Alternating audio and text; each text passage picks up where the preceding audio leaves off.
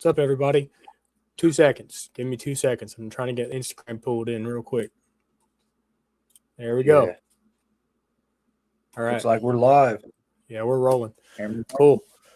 All righty. What's up, everybody? Monday live stream back again. Huge shout out to everyone for being active in all the chats this week. I've been reading but not responding. You guys got some pretty awesome stuff going on. I'm just saying.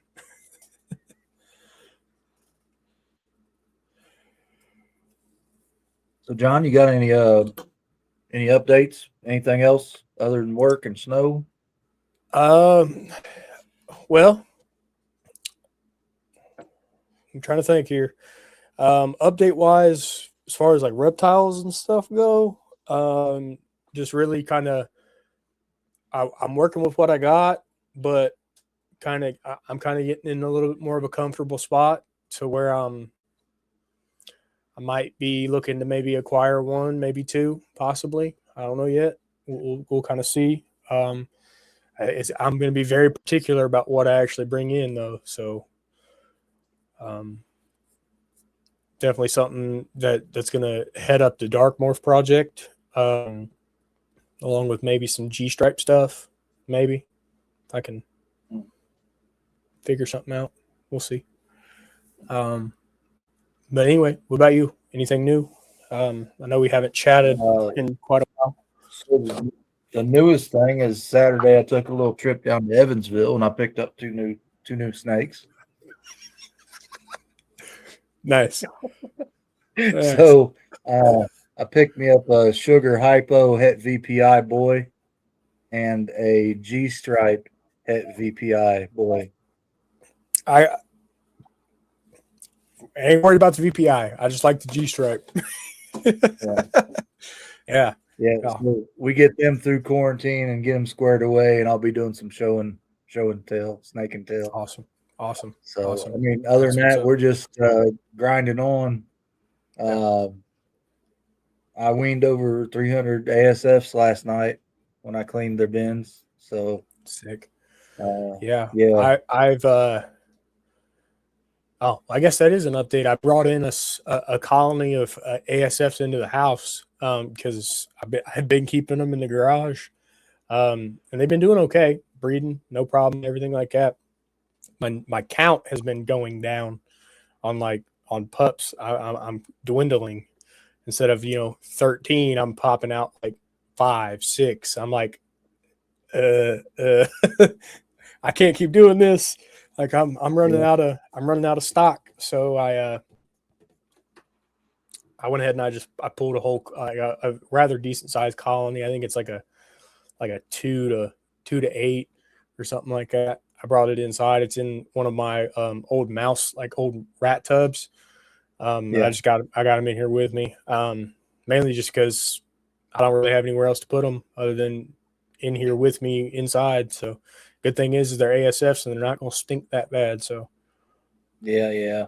We usually get a week and a half to 2 weeks out of our ASFs before you have to mess with cleaning them. You really don't smell them unless one expires and they kind of bury it. They're good at burying their own. Yeah. I've noticed that. Also, it depends on the diet. As long as they have that really good dialed in diet, that ammonia really kind of stays low. And it's where it should be. So I don't know. I supplement with every once in a while. I'll give them some Cheez-It crackers because I'm like sitting in here eating Cheez-Its while I'm messing on the computer, and I'll be like, "Here you go." I'm not helping the matter at all, but yeah.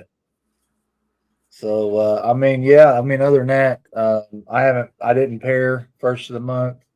I'm waiting until the rain comes in next week. Yeah. Yep. And let's see, I got hit for jury duty, so I got jury duty tomorrow. So I get some time off work, and we're doing that thing. Yeah. So other than that, we just slow and steady. We got flips and tricks going on with the ladies that are They're getting big. I palpated some last time I cleaned them, and we're showing some definite growth in follicle size. We've got golf balls and slightly larger than golf balls, and we've got marbles and Yep. bigger marbles. So Yeah, progressing right along. That's what it sounds like. Yeah, I will say that I'm starting to readjust focus and starting to realign. I'm getting ready to start diving into more research, and I kind of want to do maybe a little bit of a mentor mentee thing, where I start to pick some other people's brains as the mentee. Like I want them to kind of bestow some knowledge my way. So I'm getting ready to start putting out some feelers and stuff like that, here pretty soon. Granted, time constraint wise, it's just not really balanced out yet. But so speaking of mentor mentee, I noticed that Tommy with Inky Clouds had posted where she's starting to mentor people now, yeah, one-on-one. that's awesome. What's going on, Mark? I, How you doing? I might just have to take her up on that. I know she's a wealth of knowledge, and she's been She's been in the game a really, really, really long time. She's had everything from venomous to ball pythons. Right. Yeah. So definitely a avenue to consider for sure. And mainly just to, I as I have a good baseline, but what's hurting me from picking up some new stuff, picking up more stuff even, because the more I know, the better I'm suited to hand over to the next generation, hand to that next person and things like that. So yeah, absolutely, 100%. So I mean, other than the obvious, look at our little scrolling message down here. Go to thefatmannation.com, and if you're not going to buy a shirt, donate. Support the Operation Deeds, Not Words. It's live and it's going strong. How you doing, Jamie? That California weather treating you good? probably better than it is here. I mean, for sure.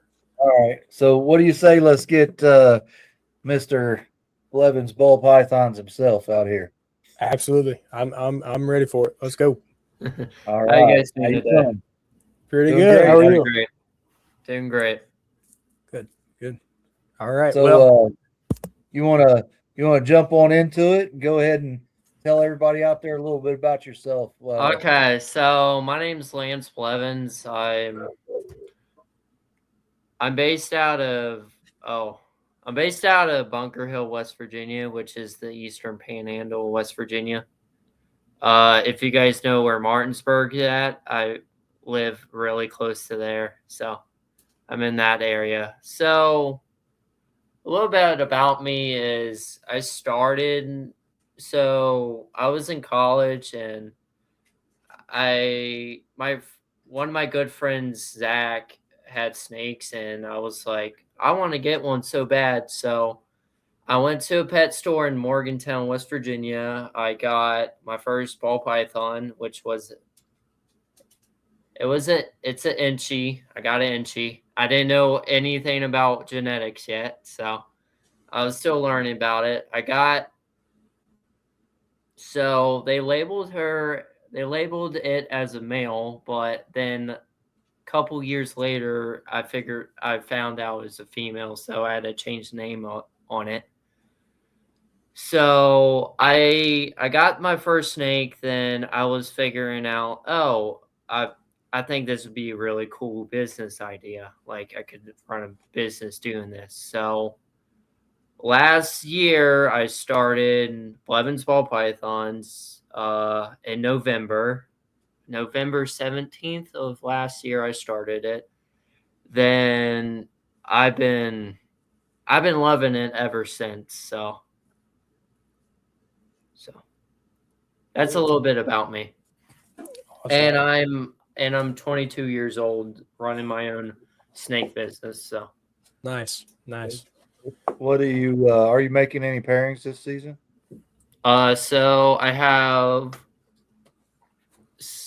have 4 pairings with 1 male right now. So I've been rotating my animals right now. So my male is a pastel banana super inchy clown.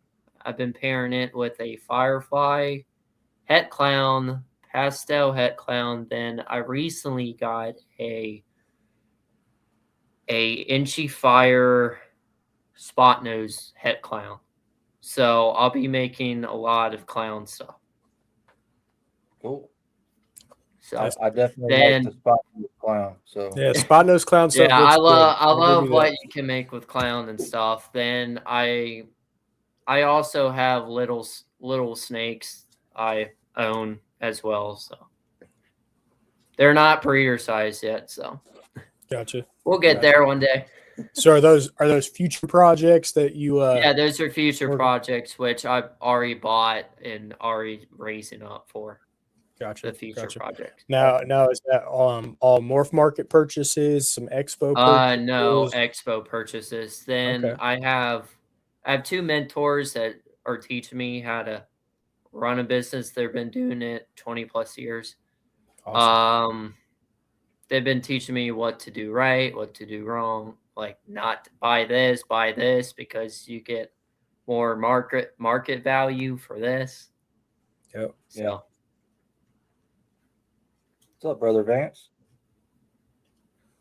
So, but I'll give you guys a little rundown about future plans with the business. So I'm planning on, when I start being financially stable with this business, I'll be expanding to other species of animals.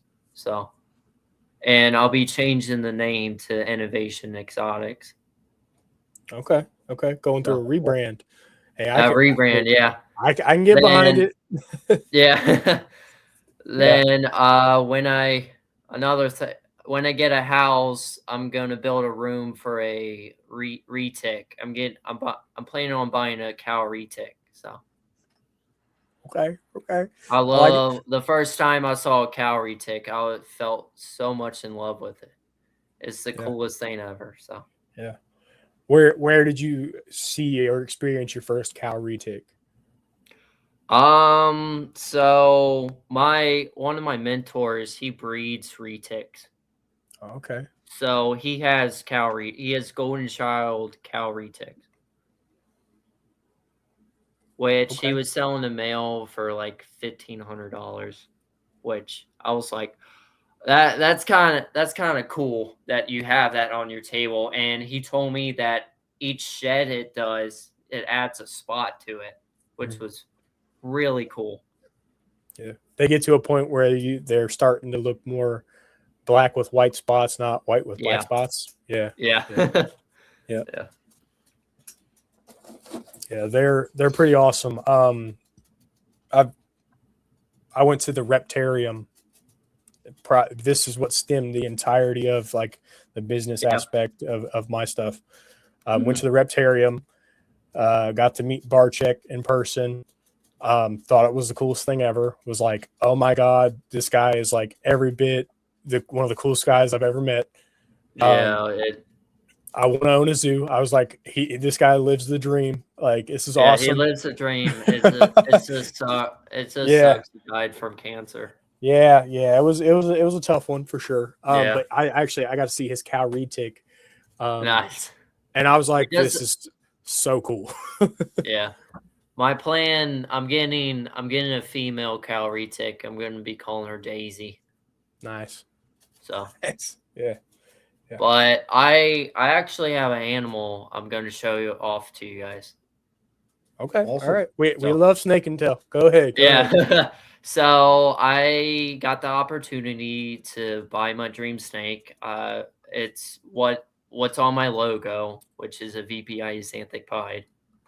Which I was so excited to get in the snake. I was at Repticon in Baltimore, Maryland. So I had the opportunity to buy it. I got it at a really good price. The guy gave me it for $350. I took it because they usually go for 500 for males and 800 for females.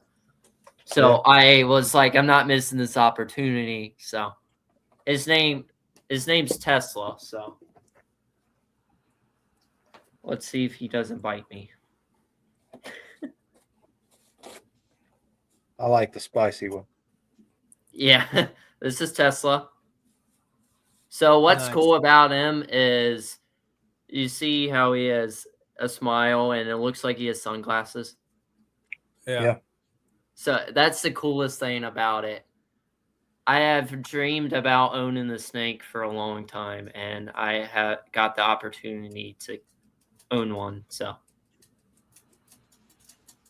Awesome. yeah, That's awesome. He looks really good. but then I'm trying to find him a woman to breed him with, to make more VPI Xanthic stuff, pied stuff. Yeah. And during the time I'm rebranding my stuff, I've been looking at doing Pompeiis. I think they're really cool, but they're really expensive. So Yeah, that's a hard target too. Yeah, that's a really hard target to get. And so. at the end of the day, you do it the way that everybody else says, grind it out, get the building blocks. You may mismark it. So it's personal choice by all means. If you're not in a rush, take your time. No. Put those building blocks in place. And the same thing with like your VPI pied stuff that you were talking. Maybe something double recessive, a double recessive female with a couple of codons stacked in there. As just a cheaper option to get you there quicker, something like that isn't necessarily too alarming, because people have bet on worse odds and made some, 1 in 256% chance, and they're like on the money, guaranteed. So it's happened. It has happened. So you can't. Another thing, when I was starting this, I deal with a lot of mental health issues. So starting this has showed me an aspect on what I can do. Yeah, absolutely. So. For sure.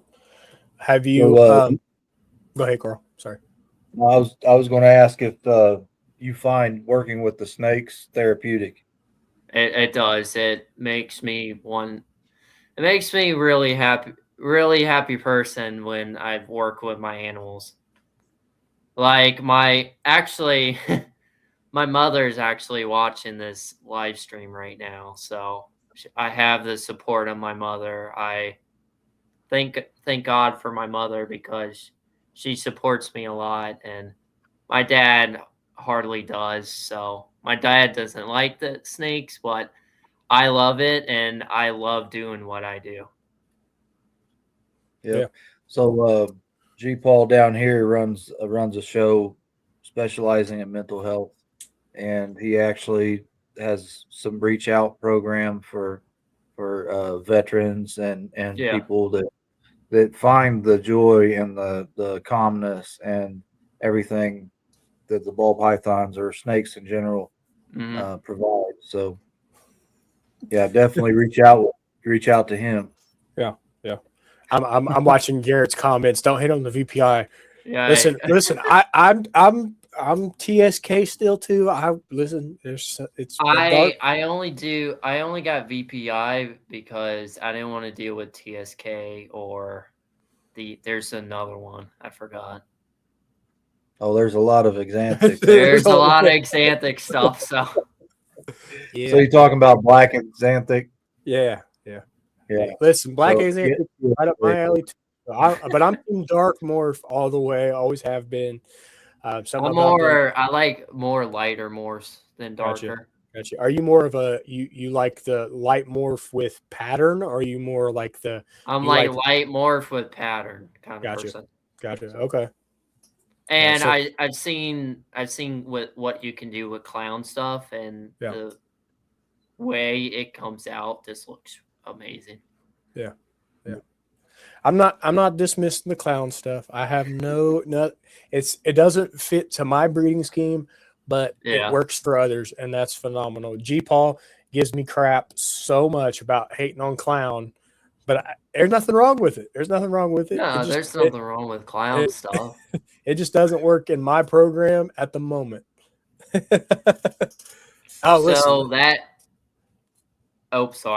that snake was the first ever time I've showed somebody on camera. Okay. I haven't posted it on my social media. That's the first ever time. Hey, well, we're honored that you would be willing to show it on our show. Absolutely. We got your back. We'll support whatever content you put out there, man, because it is, you got a community that backs you 100%. We want to see you succeed. We want to see you thrive over there. We'd love to see you. I know everybody in the chat, majority of people that have popped into the live streams have talked Daytona this year. I'll be at Daytona. I'm planning on it. All right. So yeah, well, we will hopefully see you in Daytona this year. We may. I'm hoping. I'm scared about 666 serpents. Oh, Nick's awesome. Nick's awesome, man. He's a good guy. He's a really good guy. Wild and crazy. So on the group. I think it was the last live I watched. Somebody found him like some bikini or something. That just got me laughing my ass off. That's gonna be great. That's gonna be great. Yeah. Yeah. Now listen. At the end of the day, we're gonna have a lot of fun. We're all here to just laugh and have a good time. How you doing? 100%. So, now as far as you said you went to college and you kind of course corrected into the ball pythons and stuff. What were you studying when you were in college? What was your? So I was studying natural resources at a small college in Maryland, but then it was too much for me, so I had to I changed my degree to general studies, so I still have a associate's degree. Nice. Hey. So right now I'm. Are we good? What happened? Did we lose somebody? No, we're good. It kind of it started lagging. Oh, okay. Okay. Did it come back in? Are we good? Are we lagging real bad still? The little like looks like an iPhone screen. You guys are not moving on it. Oh, am I moving still? You guys are frozen. I'm kind of.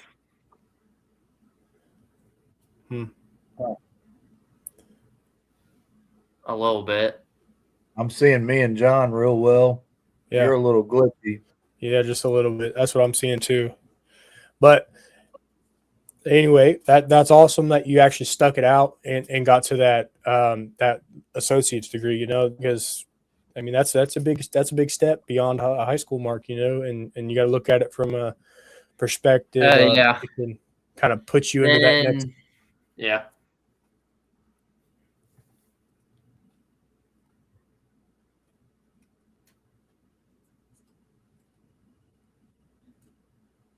You good, John? Yeah, I'm good. Sorry. Up, maybe. Okay. I heard him talking, so I was like, okay, wait, I want to hear what I want to hear, and everything. So I froze for a second.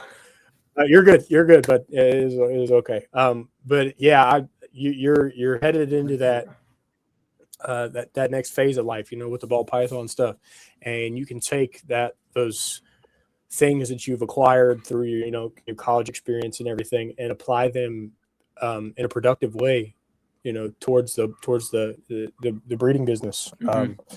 Because it is the way I look at college is it is what you make of it.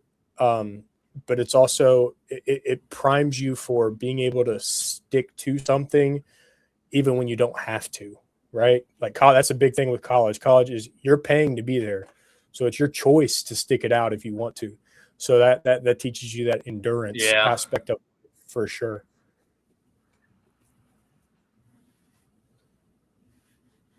I recently went back to school to go get my bachelor's, but I left because I wasn't ready to go back to school. Hey, that's okay. That's all right. It's a lot to manage, when you have, you're doing ball pythons, you're trying to incorporate the social media in phases, you're trying to, still live a normal, like, young adult life where you actually get to interact with your friends and navigate and learn who you are and all of that stuff. So it is a challenge, and there's no timeline to success, right? You can be successful today, you can be successful 10 years from now. There's no timeline. Just as long as at the end of the day you're on your path and it makes you happy, you're doing the right thing.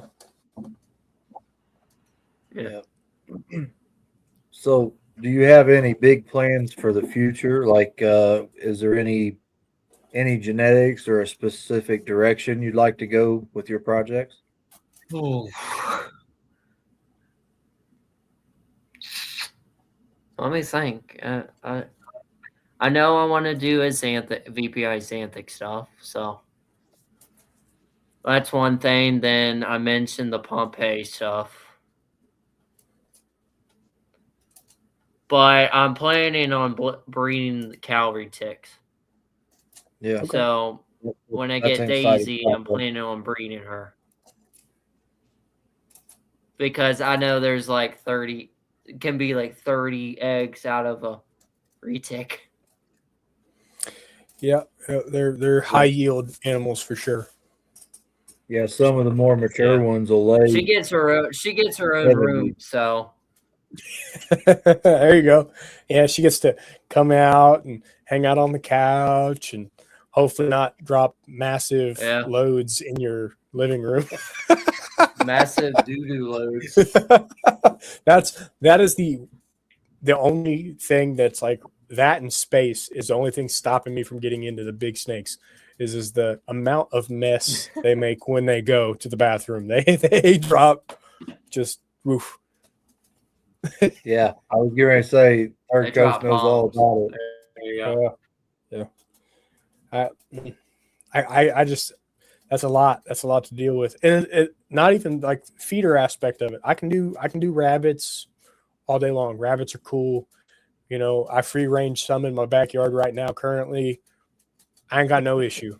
Got no issue with the bunnies by any means, but just the amount of weight and just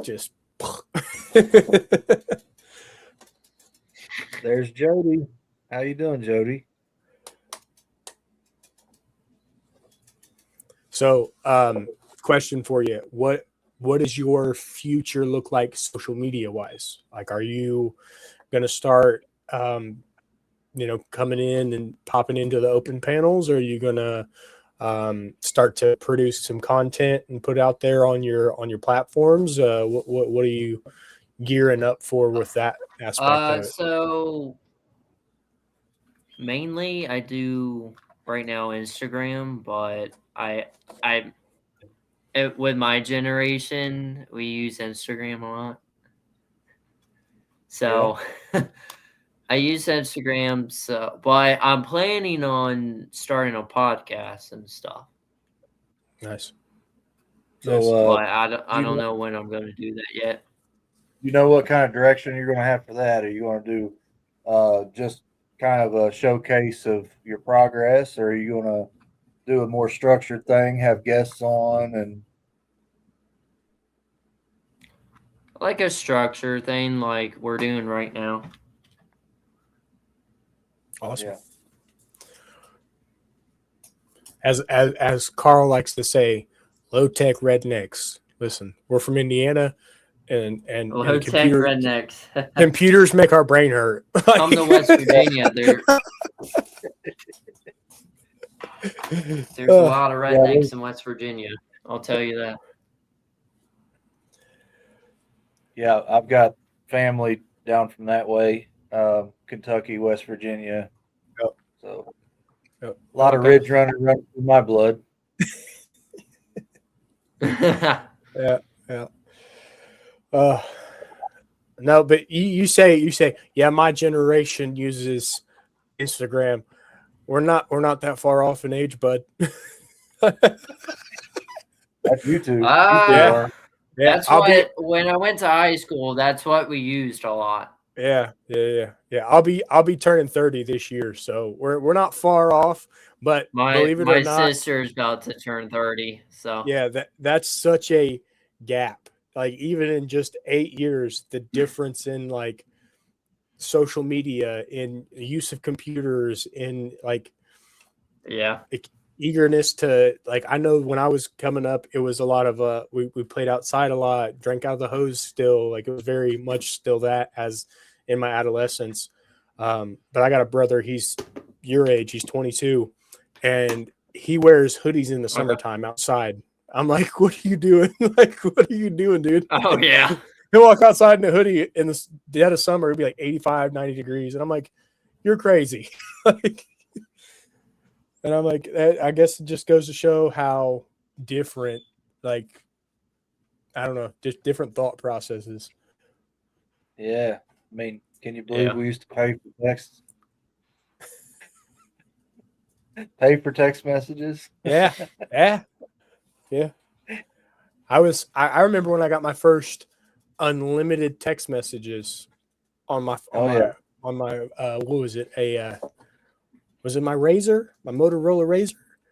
I think back when they still did T9 texting. Yeah. I remember just progressively like my cell phone evolving almost felt like every year until I got to the iPhone, and then it was like, hey, it's bigger. Hey, they got another camera. Hey, like, but the interface is exactly the same. Nothing changed. They got 3 cameras on this thing now, so. Oh yeah. I don't even think, you couldn't take pictures with my first phone. You could barely send text messages.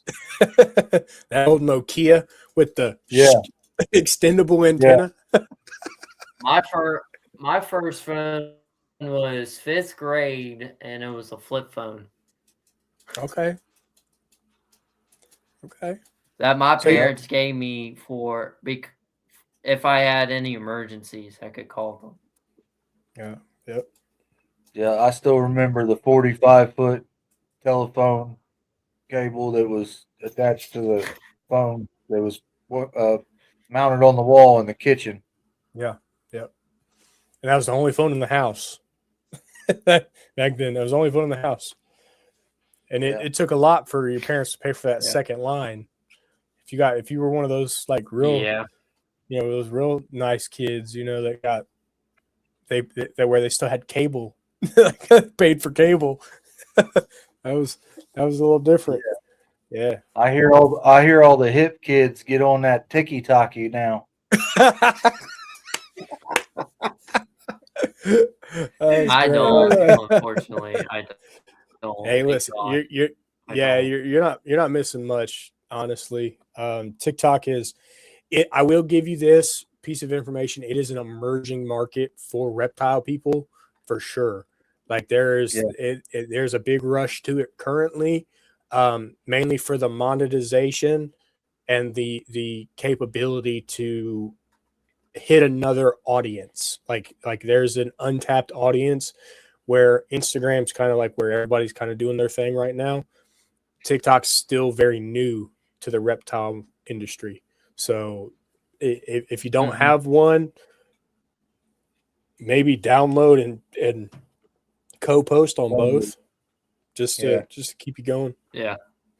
If anything, it's a lot easier to make reels on TikTok. That too.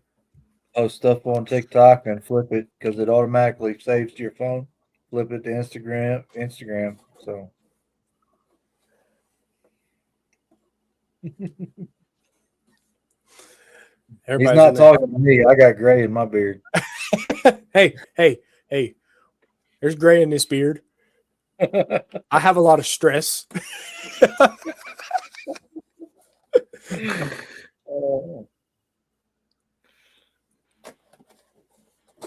So we've already talked about your kind of direction there. How many animals do Yeah. you currently have now? I have about 17. 17? Okay. Okay. That's a good little bit. I have 5 adults, and all the rest are juveniles. Okay. Yeah. What's your So what, have you experienced like assist feeding at all with like some of your younger stuff? No, No. no. Okay. That's fun. so what was your biggest hurdle when you I don't have to deal with started? that. My biggest hurdle was, how am I going to do this? How am I going to start this business? It took me a while to think about it before I started. Did you go old school and grab yourself a little composition notebook and write your notes out and stuff? Did you know? I listen, I'm telling you, tried and true. I got these things everywhere. All over. Everywhere. Showing your age, man. Now Oh, yeah. So I texted one my mentors and stuff. So when I was in college, he went to the same church I went to. So I talked to him about it, and me and him just started talking. Then I've been helping him out at reptile shows. Then there's the other guy that was also a mentor from him that does his own stuff now, which I'm learning from both of them. That's awesome. What do you think would you say is the best piece of advice they have given you thus far? The best piece of advice is, they told me, make sure you buy babies first, because adults, you don't know where they're coming from, what breeder and stuff. Okay. It's a good piece. So I buy babies to raise them up. So Yeah, you're with them a lot longer, and you can kind of really understand their eating habits a little better. Yep. Yep. I have a mix of everything. Like I bought proven breeders, I bought hatchlings, and everything in between. Same. For me personally, it was more about not having everything all up to breeder size at the same time. That way I could have kind of a stagger into my projects. And it's a little different when you get closer to 100 snakes. You know, I'm not quite there yet, but the closer I get, the more important there being a difference in age groups is. I don't want to have Cat's response. Yeah, apparently you and Kat know each other rather well. You guys have met. From Gettysburg. Okay. Yeah. So, which I'll be at next month. I'll be at. So then you hang out with Sammy a lot then. Up there. Yeah, good old pied Sammy. Hey, he's your pied man. Sell his pieds. He's your pied man. My pied man. So. Yeah. He'll hook you up. That's his favorite thing, pieds. He said, you should buy a pied. I'm like, let me think about it before I get it. Yeah, he likes his calico stuff too, and in our Mandarin. OD stuff. He's got some high expression OD stuff. That's real nice. And he's got scrambler stuff going on right now too. Yep. So you like high pattern and the lighter colored or brighter stuff, you said. Is there Yep. any morphs that is considering the ball pythons that you just have to have in your collection, even though it may not be like a really popular gene or something that has the high price tag? Yeah, so What catches your eye? what catches my eye is I like pied stuff.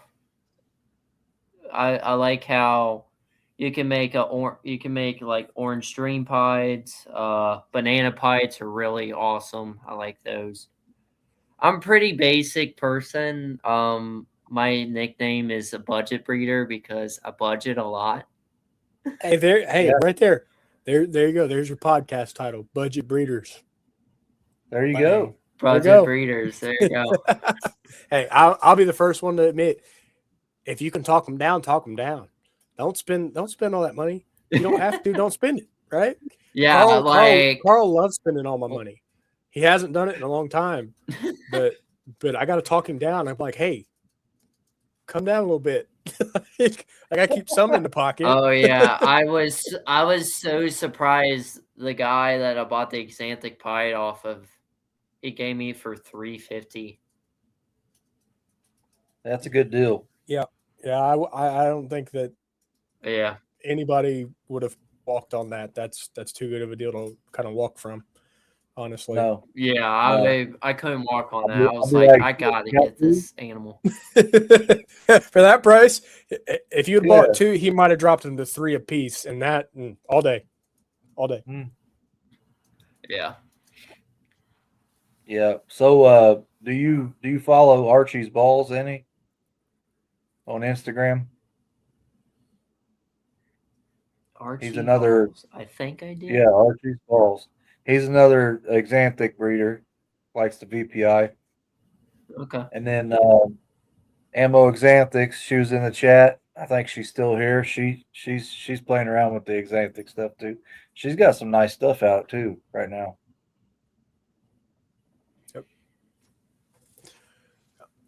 Then I saw you could do a Xanthic Clowns, a Xanthic Desert Ghost, Yeah, there you which go. Right also there. caught my eye. Keep that Yep. DG stuff rolling right there, buddy. Yeah. I'm real partial Yep. to the what they call True Ghost Xanthic Hypo. Okay.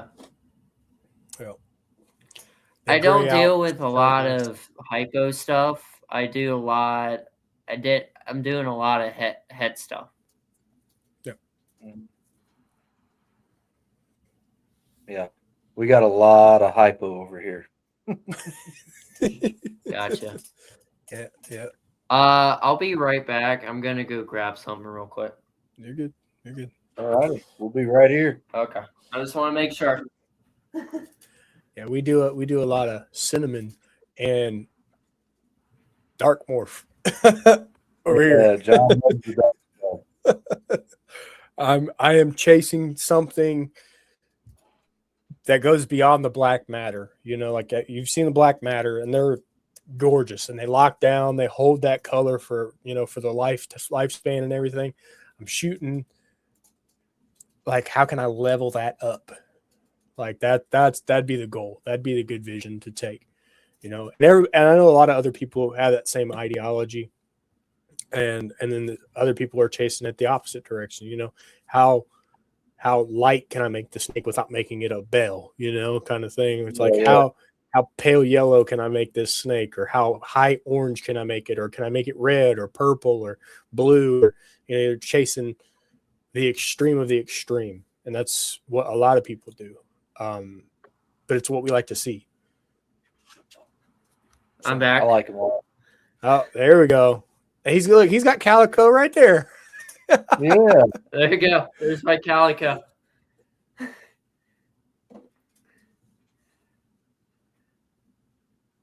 I'm She's just there. reading the comments. Kat, you've never heard of black matter? We're gonna have to send her some pictures. Yeah, Yeah. for sure. And there was, I forget who posted it. I want to say Superior Scales posted it on on their IG. They had black matter pieds, and oh, they were nuts. They were nuts.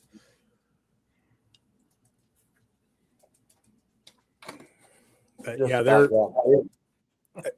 when you think when you think like Suma, right? Suma is like the dark of the dark, right? It's the ticker to panda pieds and everything like that. Everybody's, oh yeah, you need Suma, Suma pieds or panda pieds or whatever they like to call them.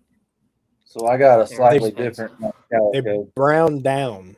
That's the part I like the least about it. But there you go. That's a different kind of calico right there. Yeah. Then my cat. Yeah. Hey, listen. Respect to the cats all day long. I don't own a cat. I think they're cool. That's my mom's cat, but gotcha. Yeah, I saw a cat tower behind you, and I'm like, he's got a cat. So he's got a bunch of different animals. And snakes. Cat and snakes. So as far as I guess the retic could play on that too. There you go, yeah. Other animal species. Anything at all, or is it just the cat and the snakes currently? I just have a cat and snakes right now. Gotcha. Yeah. Do you breed rats or anything like that? So most of my animals are frozen feed. Okay. Yeah.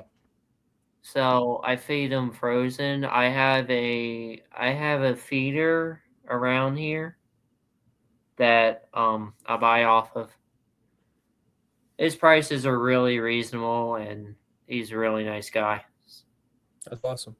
See, and it's convenient for your collection size currently. Buying from someone else makes sense, right?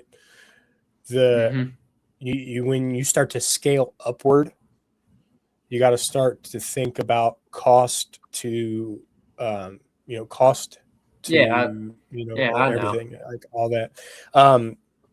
What Carl will tell you, he's like I'm a rat breeder that has some snakes, because I don't know how he has so much success, but the guy can literally wean 100+ ASFs every week and still have them popping on the ground. I don't know how he does it. Yeah.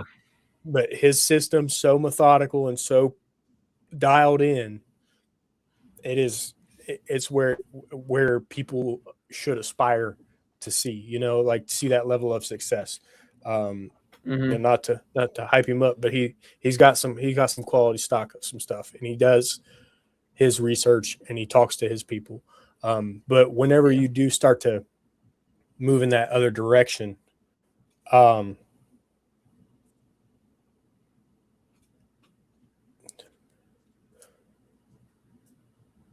I was reading that comment there. Gave him the breeding and selling snakes.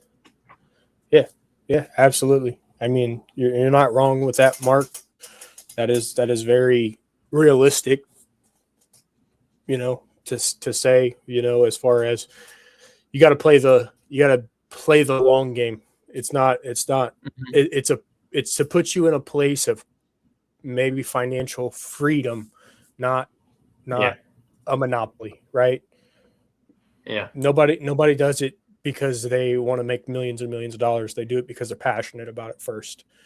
The success comes through the passion and the motivation that you have in place. 100%. So just never feel like you have to scale for the sake of other people. Go at your own pace and what you can handle. Yeah. I have something. I've had people at reptile shows that tell me like, "Oh, but ball pythons won't sell as well." I'm like, "There's still a market, and you just need to be quiet about it." Yeah.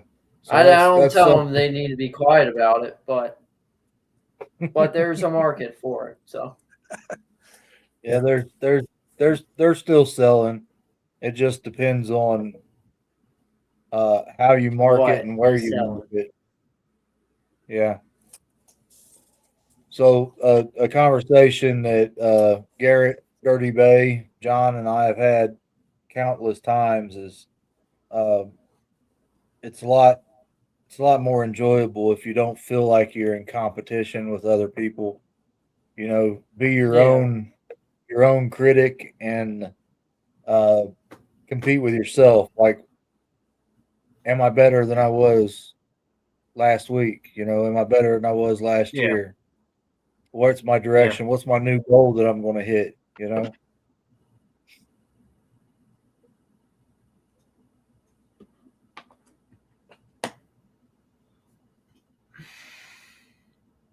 So, is there anything other than ball pythons and snakes? Like, what other hobbies do you have? Anything else that you're Oh, passionate about? so I like to do fishing a lot. I do fishing. This sound crazy. So I fly styrofoam airplanes. I know some people who do that actually. Like I they have fly a motor on styrofoam them. airplanes. Yeah, there's a motor on it, and Okay, you fly it with a controller, which has a awesome. transmitter, which sends a signal. That's cool. That's cool. We have Yep. a airfield for that local here to where we're at, and it's a pretty big hobby for a very Yeah, large quantity of retired and some young people. There's a lot of young people I see out there every once in a while that'll be out there doing that stuff. Um, I it's also at one of our fly local parks. drones and stuff. So, Okay. Are you one of those people that's got the talent to where you can like fly the drone really high and like do the barrel rolls with it? Like I always found that stuff yeah, fascinating. I'm like, how I can do that stuff. that's a four propeller like platform, and they're like barrel rolling it like quarter mile this way, They're quarter mile rolling that way. into they're flipping into a like a chimney or something. Yeah, yeah. I'm like, Like well, how does that make any it's sense? crazy. Yeah. Yeah, it's awesome. I do a fair amount of fishing myself. The wife and I actually, I think 2 years ago, bought fishing kayaks. So we've Oh, been nice. wearing them too. What type of fish do you go after normally? So I do better. I like I like to catch bass, largemouth bass. That's like Mhm. I do that, and my last semester of college, I almost caught a northern pike, which would have been awesome because that's one of the fish I want to catch. So Yeah. So we do a fair amount of bass fishing. We do mhm. catfish, crappie, bluegill. Catfish is Um, really good eating food. yeah, and I like walleye is about my favorite. Oh, walleye's really good. But we've got a decent lake with smallmouth and striper on it. Ton of walleye. So yeah, it's kind of what we get down on. Nice. Yep. My largest saltwater fish I caught a stingray in Virginia. Batman, stingray, huh? So Yeah, it was a big ass stingray. Okay. Okay. Yeah. you See, you I've always thought about maybe doing some saltwater fishing, but I'm not a fan of being on a boat. Like, I like the ground so too much. I like the ground too much. I can't do the water all that thing well. about Dude, saltwater fishing is a very good day out there will spoil you, and you won't it'll be harder for you to get back to the inland fishing. Right. Yeah. I'm a bank fisherman free all the way. beer. I can sit on the bank and drink beer. Like, Free beer on the boat. I can put my cooler on the ground. I can sit on top of it, and I can sit there and just cast away and just dual purpose. Yeah. No, How you doing, Nick? No, we've just picked up catfishing this year more aggressively. Obviously, always try to chase the bigger trophies. The bigger the batter. Like you want that, hog of a largemouth to be like, look at this fish. Yeah. Or you try to do kind of the ha funnies where you get the little princess pole, the little kid fishing pole, and you try to catch the biggest fish. You challenge each other. That's always fun. Yeah. But I will tell you this, just FYI, I do have daughters, so they do have the princess fishing poles. And if they're coming with me on a fishing trip, you have to with the princess fishing pole. It has to go in the water. It has to go in the water because that'll be the first pole to catch a fish, and then everybody else will turn on hot immediately after. Yep. But that pole has to go in the water first. Yeah, I like doing some river fishing. We get out there and wade and catch white bass and walleye when they run up river in the spring. Yeah. At cold water fishing is my absolute favorite. Yeah. I haven't done that much myself. You're coming up the gorge like whitewater, aren't you? No, I go down 44. Oh, okay. So you're down there like Liberty Way. Yeah. Gotcha.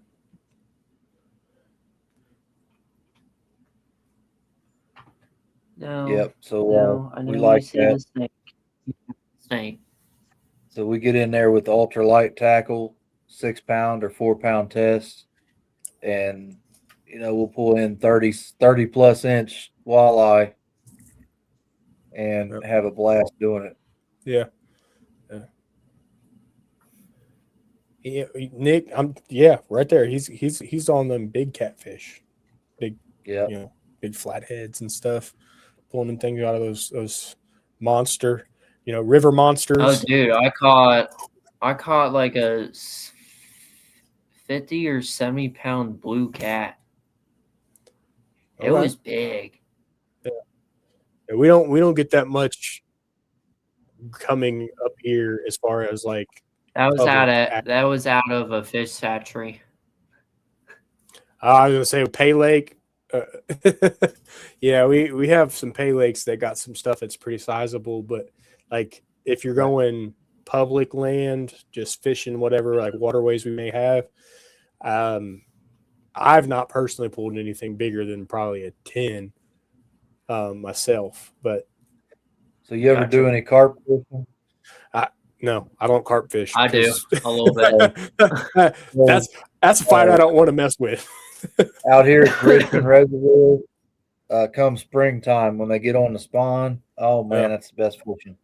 Yeah. I've got a picture somewhere on my old phone, I believe, of me holding this big old carp, and she weighed 36 pounds, 6 ounces, right? And her belly is as big as mine. She is a brute. Yeah. But it was a funny story. So my old fishing buddy, Rick Sapp, he's dead and gone now, but he netted the thing for me, and it was dark out, so he didn't see exactly how big the fish was. Well, he turned around and stepped back up the bank and had that net one-handed and was like, couldn't move the net. So he turned around because he thought it was wrapped up on some rocks or something. So he lifted up and he realized that was all fish, and he was like, oh my God. So yeah, it was a nice night. Yeah. But I mean, you get out there in the springtime, I mean, when the banks are muddy, horribly muddy, and you're out there just wearing them out. We're catching 20-pound carp like they're bluegill, man. Right. Yeah. Yeah. Same spot. Anytime you go during like the daytime and you're going brim fishing, you're sun fishing, right? For gills and stuff. I don't know what it is. I don't know if it's how aggressively fished that body of water is, but you gotta go like there's probably an hour window that you have success at. Other than that, you're catching. I mean, you're catching the little babies. You're not pulling anything in that's got some size to it anymore. It seems like the few times. Granted, that's the few times I went this past year over there, but I wasn't really. It wasn't my primary focus. I was slapping around for bass. Yeah. You're right, Nick. That's the main purpose, except for when you have a kid with you, because then you can't participate in the illicit activities of being passed out with a beer box on your head.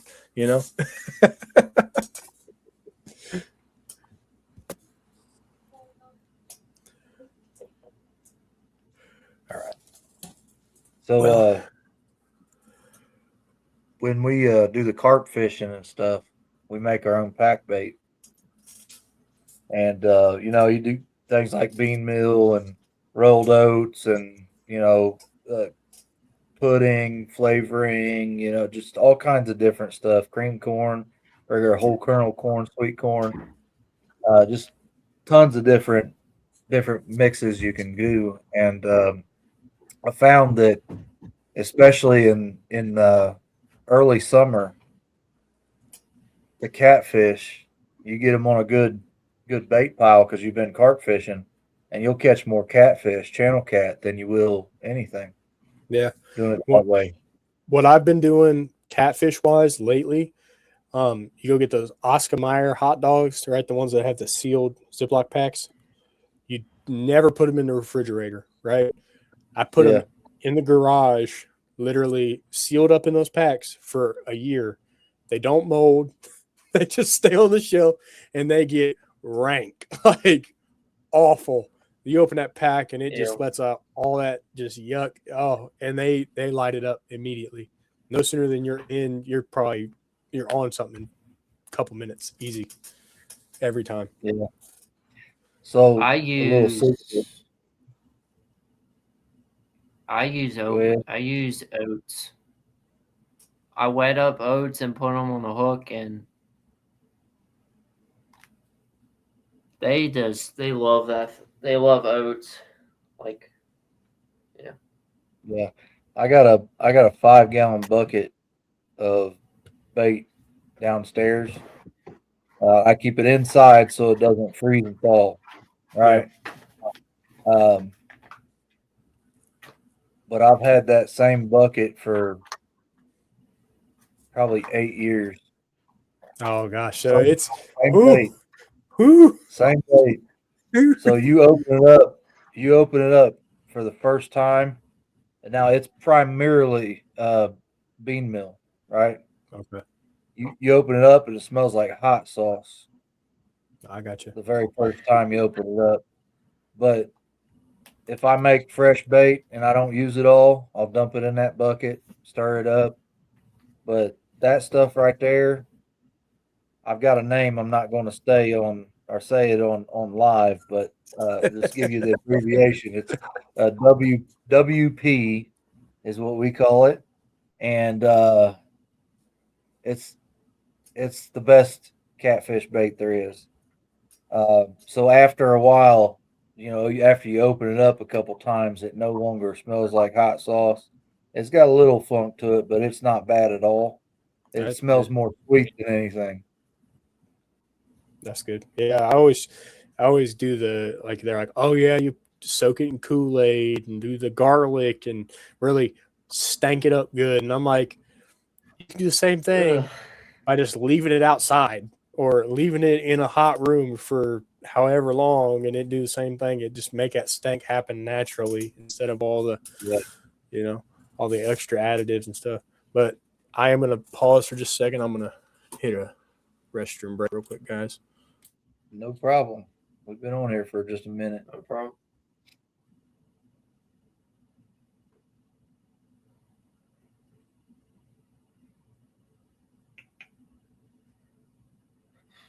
There you go, Nick.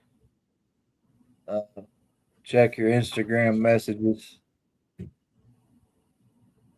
I'll satisfy that curiosity of yours.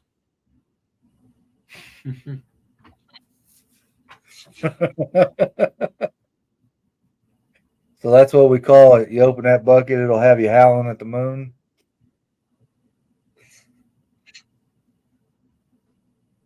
So other than the fishing stuff, do you do any hunting or any other outdoor activities? You do any? I was thinking about doing hunting.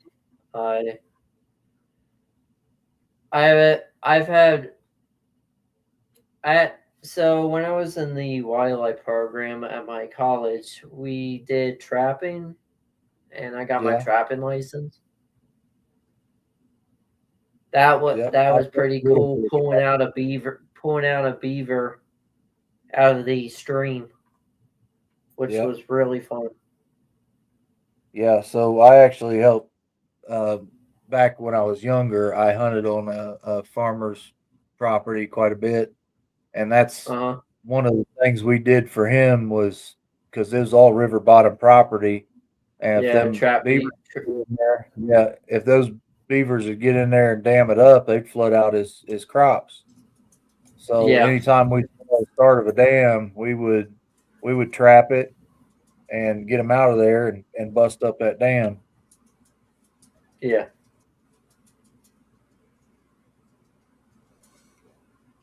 So, Carl, I did see that you put out a new merch drop. I haven't got a chance to look at what merch you got up there yet, but what's up with that? What's we got new designs or a couple more shirts, a couple more hoodies. I got a beanie I put on there. I designed a blanket. I'm going to design a few more things. And I did use the newer logo, the AI deal. I like it. Right on, Big Worm. Yep.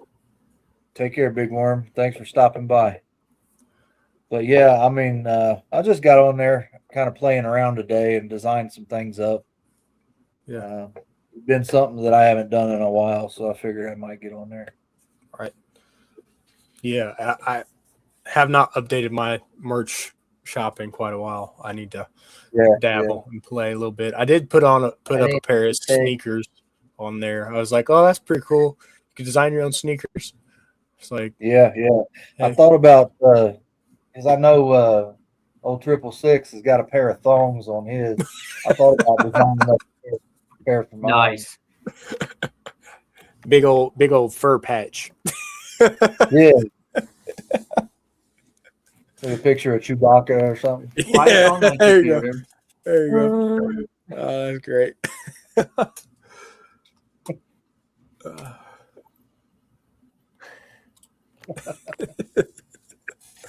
Oh man.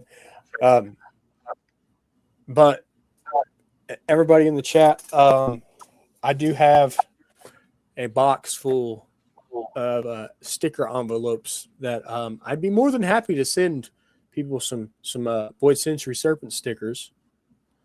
Just shoot me addresses. You can private message Void Century Serpents on Instagram. We'll get you a sticker envelope headed your way. G Paul has already received his. So, yeah. Yep. So, I was supposed to tell you, you're the first one on his incubator, but I'm so important, he bought mine. Oh, there we go. That's what he told me to tell you. So there's a theory about that, right? So I sent him all about the same time I sent him that probing kit, right? I got you. Yeah. I put him some stickers in the mail. Yeah. Well, the other day, when he said something about receiving your stickers, I asked him, I said, hey, I don't remember. I said, I'm getting old or something, but I don't remember you posting or you saying you got your stickers. Did they ever come in? And he said, no, they didn't. I said, I'll be damned. He said, don't worry about it. I already bought some. So I'm going to put him some more in the mail so he can. There you go. Yeah. So they didn't make it there. He said he sent White Feather, Val, something, and it got lost, tore up or something. Yeah. He told me that story. That was intense. Like they finally got it all rectified or everything like that. But that was like a whole thing. Yeah. But yeah, I gotta get on to some other merch shops. So I need some people to throw me some links, and we'll be doing some, purchasing of some merch from some other stores. Yeah. So I'm gonna order that shirt we talked about to send to Jamie. Yep. Because I've got the new logo all designed out. I'm gonna go ahead and get one of those coming this way. That way I can get the marker out and sign it. Yeah. Send it up hers. So if you're wanting to get in on that, let me know. We'll box them up together and send them. Yeah, that'll work. Yeah, I gotta put in another order. It'd take them 7-8 days before it even shows up. A lot of times. Yeah, something about like that. Yeah. Some items are faster, some are a little slower. So yeah. I found the t-shirts they do it okay, depending upon the color that you order. They can do all right. Yeah. So, and then quantities. But speaking of merch, Lance, are you My branding? merchandise? Yeah, are you branding under the Blevins ball pythons? Or are you holding out until you do your rebrand? shoot me your Right ad. now I have. Message me. Okay. Right now I have a shirt. So right now on my page I have a shirt. I do a lot of drop shipping shirts. So I have a Google form people can fill out, and I'll send you guys the shirt. It comes from. Get off the computer. Sorry, guys. The cat is being a little too much right now. So I use VistaPrint for all my stuff right now, but right now it's on my page if you guys are interested. They're a little pricey because I don't know why they're so expensive, but that's what I have right now. But when I rebrand my stuff, I'll have others, like I'll have other things too. Yeah, I believe John uses Shopify and I use Printify. Yeah, I use it's Printful and Shopify mirrored together, so that way I can design the storefront through Shopify because they are a little bit easier to design your actual storefront. And then use Printful for the actual designing of the merch, and then you're able to like take the item and put it over onto the Shopify so it displays accurate inventories. G-Paul, I am checking that now. That's what I was looking. That's why I grabbed my phone. Was checking for his shipping update. It looks like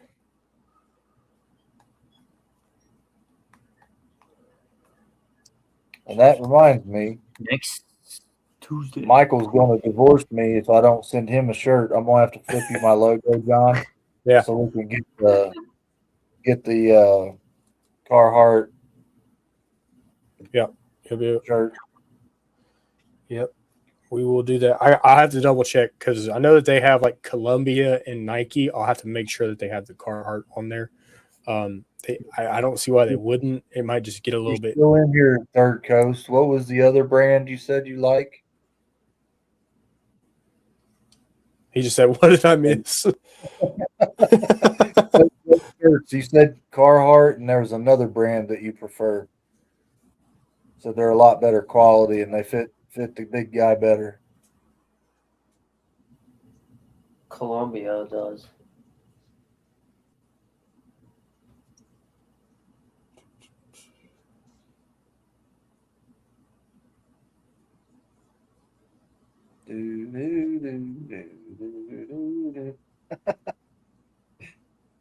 But yeah.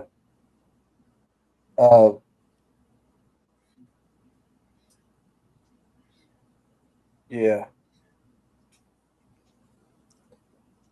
But I've got like access to Under Armour and stuff like that. Yeah. But their shirts and their hoodies, they're like $60-$70. And that's before the print and before the shipping. Yeah. So yeah, you're paying to brand over already branded merch. So they have to pay, you pay retail of whatever that branded merch would be plus markup. And then they have to mark up even more. So like by the time you go retail to your consumers, you're like $95 for a hoodie. For a Nike hoodie that has your logo on it, it's like $95. It's like, what? Yeah. Speaking of shirts, I got a new one in the other day. Did you see this one? What we got? It says I've got big balls. Nice. Yep, I've got big balls. That's awesome. Carl, you should make a Speedo. I'll buy that. Yeah, a Speedo, a banana hammock. Yeah, Speedo. Banana hammock. Oh, that's. I'll wear it. I'll wear it at Daytona. Oh my goodness. Yeah, you fit right in with Nick, homie Nick. With Nick, yeah. But Nick looks good in it, so.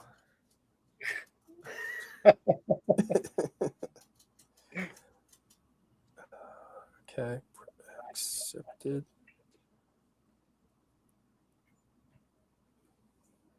Okay, well, Paul, last update I got from them was on the 1st, saying that they've accepted and are processing.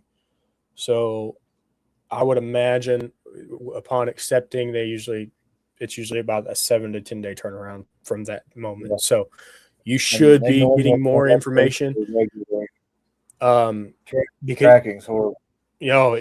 Not good at all. Like to track any bit of it, because most of it's coming like USPS, and USPS tracking is just not good. Like terrible. Yeah, it's terrible. Yeah. I'm hopeful that in the future we might be able to start doing some in-house stuff. That way I can ship through FedEx or UPS. So yeah, I'm sitting here like scrolling and like going into different pages trying to get more information, and it's like in progress. That's all I keep seeing. So, but Gotham City, thank you for shooting me that address. I will get your envelope in the mail, literally tomorrow morning, because I'll put it in the mailbox and flip up the thing. Yeah. Wait, you're sending stickers? I'll send you my address. Yep. Shoot me the address. I will happily send stickers out. I'm gonna have to make a run to the post office to get more stamps. I'm by the roll, brother. Listen, I have a book on the fridge right now. They're just sitting on the fridge. But I've already started using them, burning them. And I'm like, yeah, I'm gonna go through all of them before I know it. So they always RWO stuff. Okay. Yeah. Nice. So your stuff showed up already. Well, he got one shirt. There's still a shirt and a sticker he's missing. Waiting on. They're coming from different vendors, I'd imagine. Yeah. Awesome. I'll get you hooked up, Batman. Yep. But yeah, I don't know. I'm excited to kind of keep this train rolling, in the right direction. Yeah. I like this. I like the sticker thing. I like the merch thing. It's a good aspect to market yourself. I mean, I'm not gonna make any money off of selling shirts. I'm not gonna be all-time millionaire. It's an advertisement. Yeah, every time somebody puts on one of the shirts, every time somebody puts a sticker on even to think about it, say somebody puts my sticker on the side of a Sea Serpent rack, right? They upgrade to an ARS system. They sell that Sea Serpent. Guess whose logo is on the side of that sea serpent? When they sell it to Yours. somebody. Exactly. So you got to think when people are purchasing these racks and incubators and stuff, like they're getting these stickers. They're like, "What's that logo?" And then they start digging, and then they find you, and then they're like, "Oh, I got to follow that guy. He's cool." So you're marketing without even actually marketing like at all. You're not the one going out putting the advert out. It's free marketing every time. Yeah. I went down there to Evansville Saturday. I dropped a couple business cards and a couple stickers. Nice. Yeah.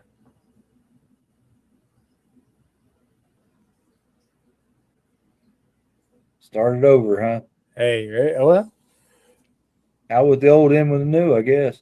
So I got a little over a third of one side of my incubator covered now.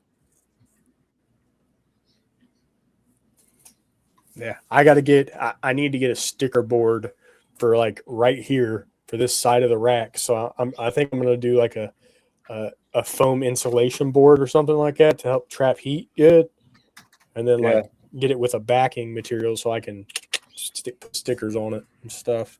I think that'd be pretty cool. I did start some over here on the breeder rack. Yeah, I mean I run out of I run around out of space real fast because I also buy.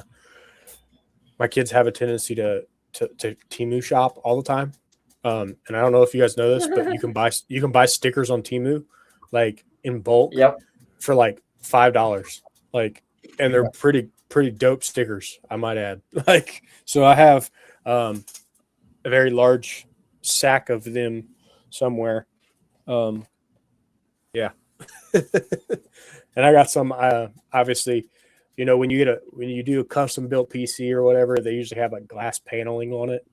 So I have stickers just stuck all over it already. So yeah, I try to keep the glass clean.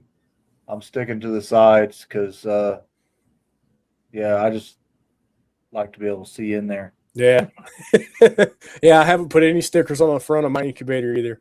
I'm like, I just want to be able to see so clearly right through that. Lance, incubator wise, I know you said you're making some pairings. Yeah. So do you have your own incubator already? Yep. You do? Okay. Are you custom built or did you buy one? I bought one from my good friend off of BNS Reptilia. Oh, okay. He was selling one, and I took it off of him. Nice. This one right here is my little pain in the butt. Still assist feeding. Pain in the butt. Yeah. Yeah. So he or she, actually, I've not even sexed it yet. Let's see what it is.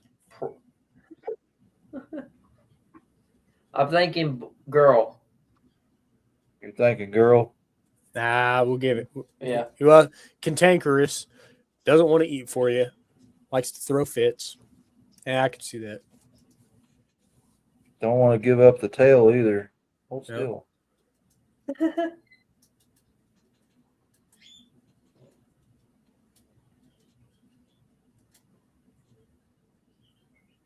It might be male. I'm not real great at sexing the itty bitties. Popping them. I'll probe later on, but it might be a male. But he's cool. We'll get him eating right, I do believe. Super normal. Yeah, it's super normal. Actually, I think it's got some orange dream in it. Yeah. I was gonna say the blushing along the sidewalls and with the way the white's riding up on that side pretty good. Yeah, I can see what you mean by the OD. Yeah, and then look at the belly. Belly's yeah.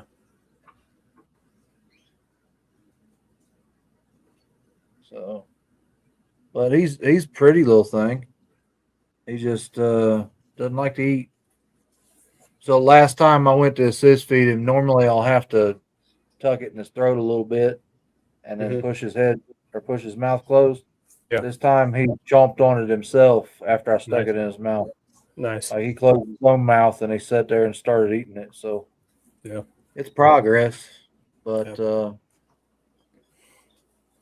Yeah, I got all those hatchlings over there that are they bite my finger every time I open a tub now. Doesn't matter how, it doesn't matter. They could have just ate. They could double down. It don't make no difference. The second that thing opens, and then they coil and they'll try to squeeze the heck out of my finger. I'm like, yeah, this guy he's very docile. He's gonna make somebody a good pet, I think. With feeding or assist feeding, I don't want to make it another breeder or put it into a breeder household. I think I don't know. I'm just funny about that. I think that I want to put out good feeders and good feeders only. Yeah. Yep. And I think if you breed ones that feed well, my belief is that the hatchlings normally eat well as well. Yeah. Well, my mom was a mouser, so you had a battle out of that one already. So, like walking into that pairing. So. Yeah, for this one, but this one's sibling took off like you wouldn't believe. So this one came from the calico to calico pairing that I had last season, and that was the one where the mother had 10 eggs. 7 of them were slugs. One of them was not very good at all and ended up going bad, and 2 eggs hatched.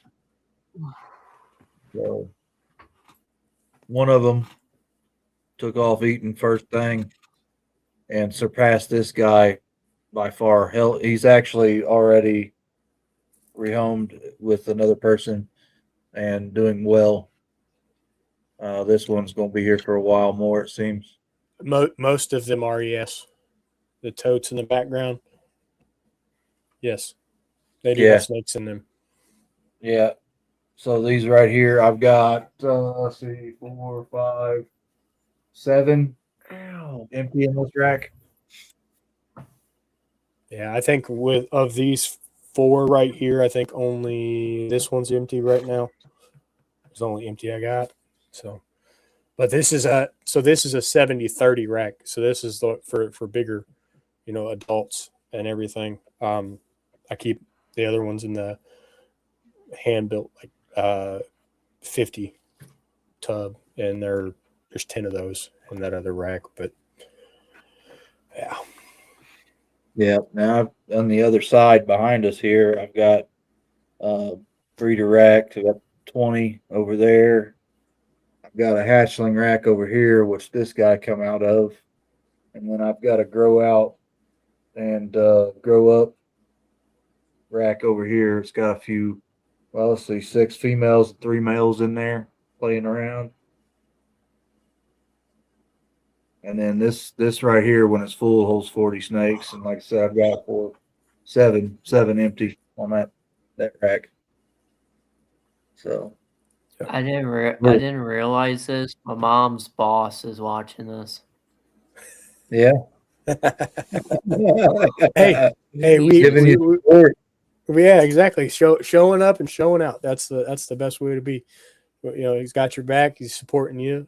Through all this. This is cool. Listen, I just looked at the name and I'm like, oh Lord, this is my mom's boss. yeah. Listen, systems are cool too. You got to talk systems just as much as you got to talk snakes. And infrastructure matters. So all of those things in the background filled of snakes. That you should know that. Well, because I have them too.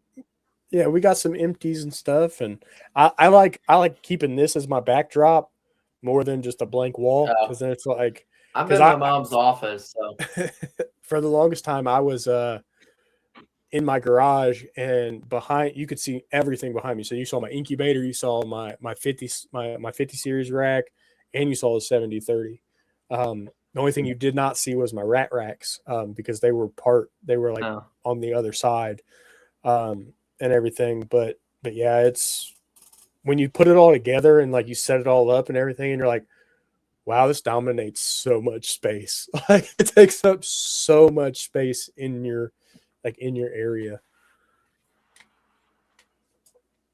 So with that, saying that, what is your say dream setup? Are you more of ARS? Are you more Sea Serpent? Are you Animal Plastics? What's your go to? mine's ARS. Okay. Gotcha. And you have an ARS system currently? I don't right Okay. now. I have something that my mentor gave me that's Okay. built. Yeah. Hey, them custom built PVCs, if they're engineered right, Yeah. they're pretty nice. Yeah. Yeah, they are. Mine's pretty nice. I always tell people I was like the best. So I bought the one that like hand built one with the 50 tubs in it, like the 50 series tubs in it, and it has a table, kind of similar to how Freedom Breeder has it. You know how Freedom Breeder has the shelf in the middle that slides out. That's how that rack is set up. And if it wasn't so tall, I would love it. But with it being on its like caster platform, it makes it so much taller than what I need it to be. I'm like, I can't even see the snakes in the top tub. Like here, if I'm standing on my feet, on my like flat footed, I can still peer over the Thanks, top. guys. But that one I can't. It's just too tall, just out of reach. So anybody that rides in the top rack, top tub on that, impossible to see. But that table, convenient, very handy. Yeah. So I use a step stool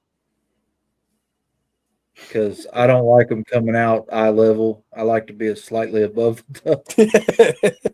Yeah, take one to the face, man. Oof, I couldn't imagine. Yeah, I've got some that like to come out of the tubs Yeah. at you.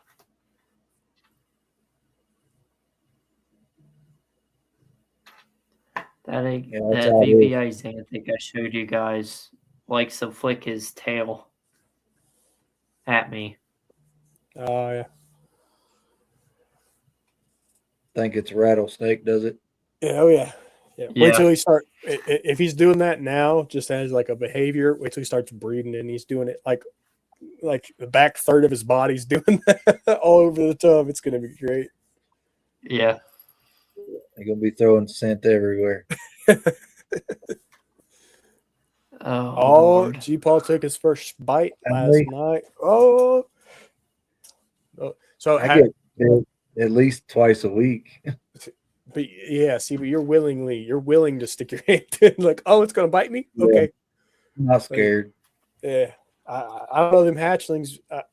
The worst of the worst is probably when the babies get a hold of you in the sensitive spots, right? They pinprick you, and that's you just bleed pretty good. The bigger ones, they're more of a snap and go. They let go of you pretty quick because they're like, oh wait, that's not food. Let me let go. I think when you start talking like big snakes, like berms and retics and like some of the larger snakes, I don't want to get bit by those. I'd much rather not. Yeah, especially not a retic that's in a bad mood. Yeah, I'm okay. Yeah, okay. most of like berms, they're a little hissy, Yeah, like they're boisterous. yeah. Same way with retics.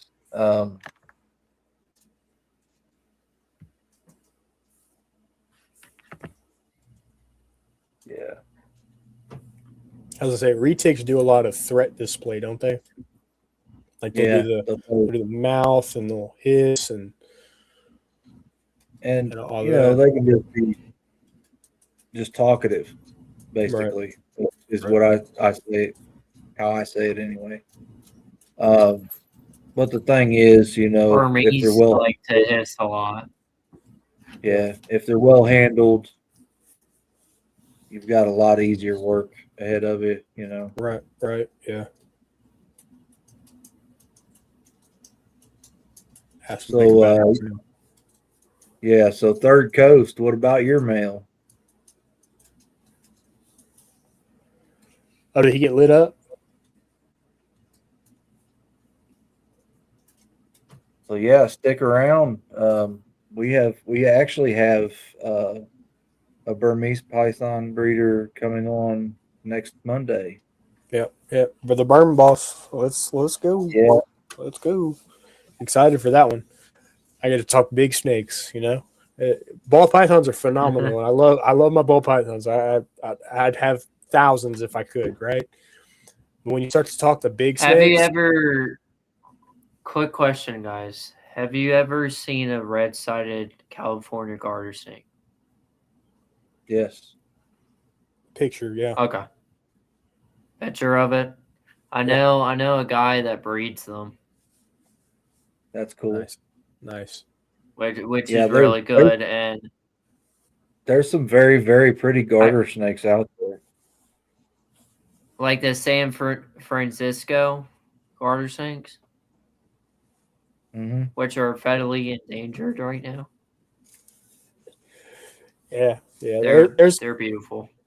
there's a lot of restrictions to local species selling at Yeah. expos. So like Like you can't your standard garters, your checker garters, stuff like that. You're not going to see them at expos as much around here, at least. I don't know about where you guys are at, but like they put a lot of stipulations in place for most of those expos Yeah, because they don't want. And from my best guess is they don't want wild caught stuff funneling in with a lot of disease yeah. because yeah, it that's part of it. So I know, like for the turtles, in Indiana, it's illegal to sell anything under 4 inches because they don't want all the wild caught stuff to be prime picked. You know what I mean? yeah. Because I mean, it's nothing for you to happen upon a red-eared slider nest and hey, look, I got 15 turtles. Like, Yeah. yeah, took a few days to get my And fingers. in the state of West Virginia, if you live in West Virginia, you can't own a corn snake. Really? No kidding. Yeah, Hmm. because they're native here. That makes sense. That makes sense. I will say I do give credit to the state of Indiana. We have some pretty loose legislation when it comes to reptiles. And I say loose because anytime you read about it, majority of what you're seeing is crocodilians. They don't have clauses for large snakes. They don't have a lot of they don't have anything in place for like monitor lizards or anything like that. Majority of what you see is for crocodilians because Yeah. I can own one of those without a permit all the way up to 5 feet. yeah, yeah. For that, you gotta get a permit. Somebody could have like a pond in their yard and just have 15 alligators in it. As long as they're not 5 foot, nobody's gonna say nothing. Did Carl just leave his chair? Yeah, he just hopped up out of his chair real quick. Okay, gotcha. Get that hatchling up. Give him a shot of humidity.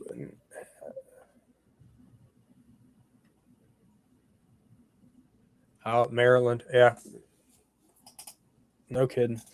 Because I know that like especially when it comes to native species that if say you're keeping them in captivity and you cut them loose, they can thrive, right? So then you introduce invasive genetics into the mass population, and that's the biggest reason why they put that legislation in place.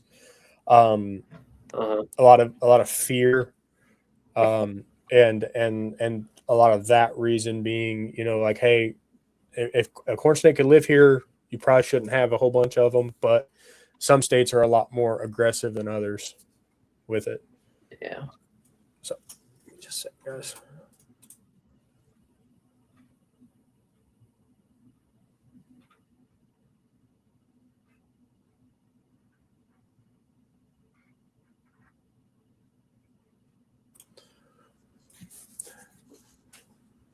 These people know that it's Monday, yet they still call. Unfortunately, it's Monday. No, listen, it's great. Monday, I get a 2-day break before I have to be back at work. It's awesome. I unfortunately don't work right now, so Well, that's okay.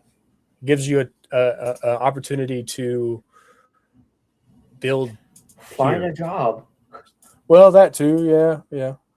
Any idea on industry that you might want to get into? So I'm trying to work with the National Park Service, be a park ranger. I want to do historical interpretation. So teach people about the history of the area and stuff. Okay, that's cool. So, have you Yeah. applied with My your? grandfather was one. So that's always been my dream since I was a little kid to be a Awesome. park ranger. Yeah. So So, have you applied with your local DNR? So right now, I'm not trying to. It's not. So DNR folk is called a game warden, Yeah. which is so much different. What I want to do, I'm trying to not be part of law enforcement. I'm trying to be part of teaching aspect. Yeah. Right. So It's probably different in your state. I know that here, DNR they have different categories of like DNR officers, right? So the Department of Natural Resources is a broad spectrum. They do a lot of conservation work for especially for like falcons and certain owl species and stuff like that, and even the reptile species that cannot be released back into the wild. So they do a lot of education of local species, and like shows at local state reservation, like forested areas. They have like facilities and they let kids come in for like field trips and things like that, kind of like the zoo to you experiences and stuff, but they have it's more local species driven here in Indiana. So I think you're more of that is kind of more your Mark, I'm not going to say F the police, buddy.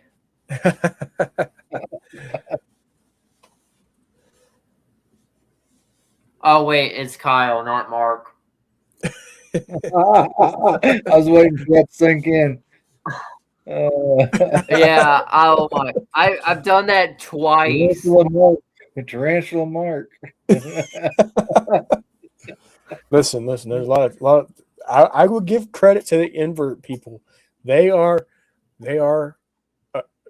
grouped in with us 100%. You know, they are part of the chaos and the crazy, and it's awesome. So I actually picked up a curly hair tarantula Saturday, and don't worry, I didn't keep it, John. Oh God, I was like, it's at his house.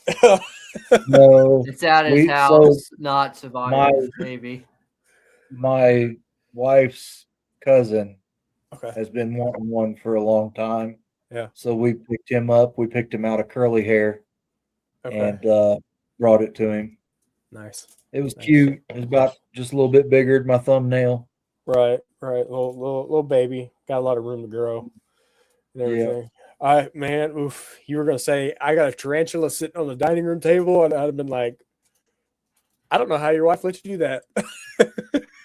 She flat out told me, she said, you can have one if you want, but I ain't touching it. Yeah. I don't blame her. She said, you keep it in the box. Yeah. Pretty thing to look at, right?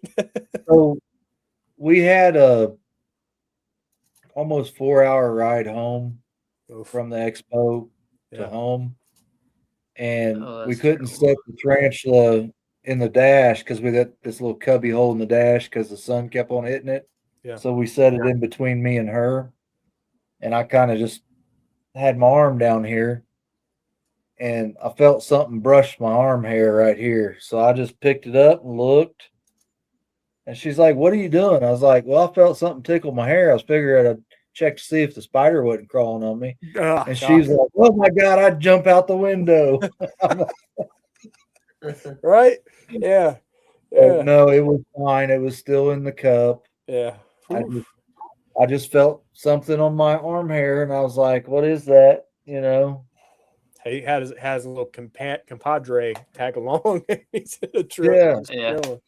So Well, I think those jumping spiders are cool as hell, man. I listen. I'm not in the arachnids world enough to be comfortable, right? So it kind of just makes me just kind of a little touchy. But jumping spiders, they're really cool. You can train them like they'll jump off their little pedestal under your hand, and it's cool. I think their little like dance that they do with their thing, that's cool. That's really cool. Yep. But again, it's another thing that's sparks curiosity mainly. I mean, that's kind of where everybody lives, is just what is sparking your curiosity, what's keeping your brain engaged, what might be the next big thing for you, kind of thing. So when you go to those expos and you see all those people who have all these different species and all this different stuff, and you're looking and you're like, yeah, I like that. Like, I saw a lot of beauty snakes at the last expo I went to, and I'm like, I mean, a Taiwan beauty snake's pretty nice. Yeah, I like maybe. recently I like cave dweller snakes. Okay. Yeah. They're pretty cool, in my opinion. Southern Indiana, there's underground river that you can take a little boat ride on, and you can see different stuff in there. Certain times of the year, you can see the fish, but it's kind of rare. They shy away from light, of course, because they don't have any naturally. But yeah, it's really cool to get underground and check things out like that. Where my family's from, Carter County, Kentucky, they've got the Carter County Caves, and that's an intricate system in itself. And there's all kinds of stuff down there cool to see. Yeah. I'm going to have to do some herping missions this coming season. I'm going to have to start turning some rocks. I remember my first ever successful herp that I did was kind of an impromptu thing. There was one of those little 5-line lizards. They're like blue-tailed skinks, more or less. The ones with the little blue tails. They're burrowers. You don't really see them out much. Yeah. You see them like kind of in like rotted wood and everything like that, real close to the ground. They are really good. Yeah, they're good on like rock walls that are like mossed up real good. Stuff like that's where you see them a lot. And I literally, in the middle of a track meet, dropped my bag off of my back and took off after this little lizard that wasn't this big. You know how many people were looking at me like, man, you're crazy. What are you doing? And I'm like, I'm going to get that lizard and I'm going to take a picture of it. Like, that's what I'm going to do. And sure enough, I was persistent enough, and I got that lizard just so I could take a picture of it. And then I let him go, man. I was like, you guys just don't get it. I was doing the same shit down in Miami when we was down there for that bachelor party. We went down for like 4 days for a huge bachelor party, and there's all these little lizards hanging around on the fence and stuff at the Airbnb we was staying at. Yeah. And I was out there catching them and taking pictures of them. And then we'd be driving down the road going somewhere in the middle of town, and there's this iguana sitting in that little patch of grass in between the sidewalk and the street, just kind of, hanging out. And I'm like, that's cool. You're like, stop for a second. I'm going to get that thing. Yeah. I'm going to touch it. Granted. The last one we saw, we was actually on the way to the airport to come back home. So I was like, man, everyone I saw was in a place that I couldn't really stop to get out and go check it out. You know what I mean? Right. So yeah, still a lot of fun though. Definitely worth it. I highly recommend it to anybody. Just know your species And if it is venomous, if it can hurt you, don't pick it up. Don't touch it. Do not let we don't do the free handling stuff. Yeah, no. That's danger. That's Now danger.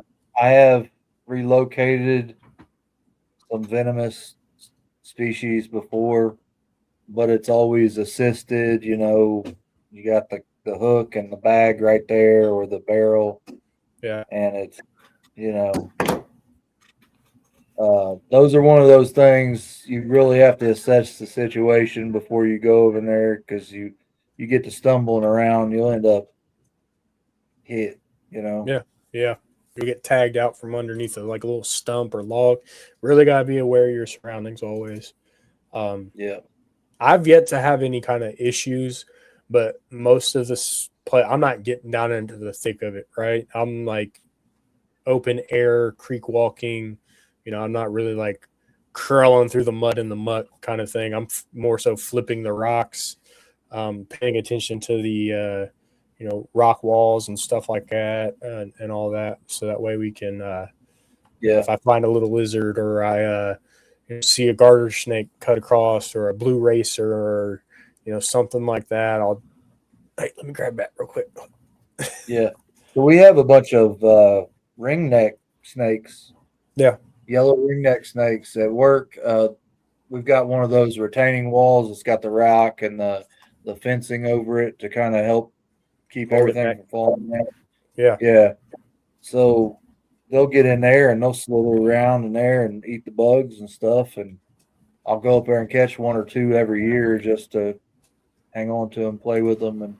And those are, from my understanding, mildly venomous. Yeah. Rear fang. Yeah. Rear fang. So they got to like gnaw on you real good. Yeah.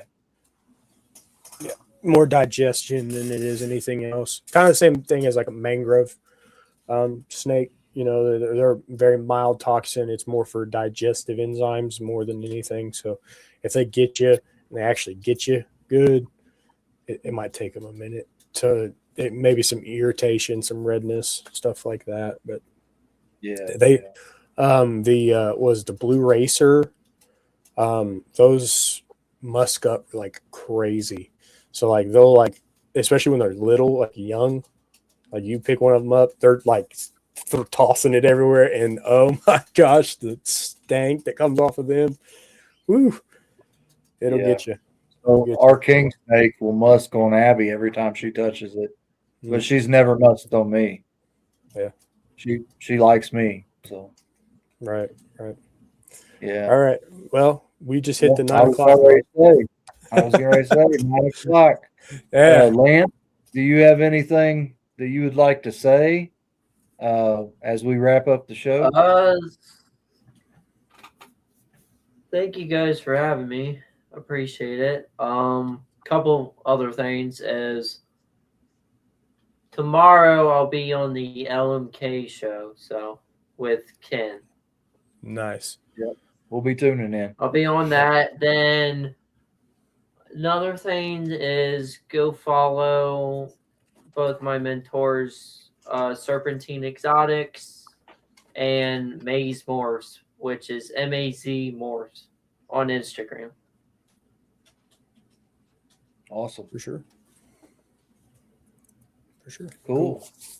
Well, John, you got some closing statements? A few things you'd like to get off your chest? Sure. Yeah. Well, again, Lance, thank you so much. We really appreciated having you on. A lot of good conversation. Amazing to see that we still got, that next group of people coming up to the, to the stand, and everything like that. Granted, I will say I'm an old man comparable. You can call me old. It's okay. It's all right. I'm not. Yeah. So, but it's nice to meet somebody with a young, fresh perspective of how things, how things are going to look, leading into the future and stuff like that. So, that's always a pleasure. As always, everybody, we appreciate all the love and support that you guys give us. Keep in those chats, keep investing into the communities that you have around you. we love you guys. We want to see you guys here again next Monday. Give everybody a like, follow, shout out in the chat, or heck, do it on IG straight up. Just call people out. Again, anybody that would like a sticker envelope sent to them, go ahead and send me a direct message with your address, and I will get it in the mail tomorrow. That way we can get those stickers rolling your direction. Yeah, other than that, thank you everybody for coming, and we look forward to seeing you guys next week. Yeah. So I'd just like to say, Lance, I'm going to be keeping my eye on you. Post. I want to see the progress. I want to see how you do. I'm going to be watching when you go on the LMK show tomorrow. Yep. I'm definitely looking forward to see what you do with that VPI Pied girl. Yep. Yeah.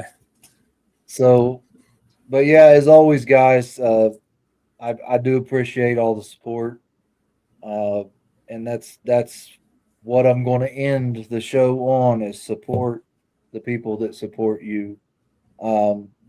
Definitely go out there, show the love, share posts, comment on people's stuff. Go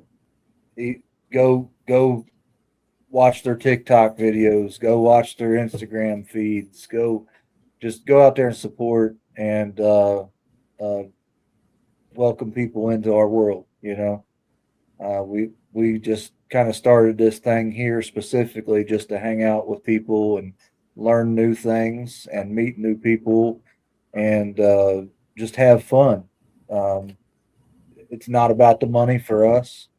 It's not about the glory or the fame or even the monetization. You know what I mean? None of that really matters. It's working with the animals we love and meeting cool people and supporting those who support us, and that's it. That's all that matters to us. But like I said, thanks for tuning in. I appreciate you always and forever.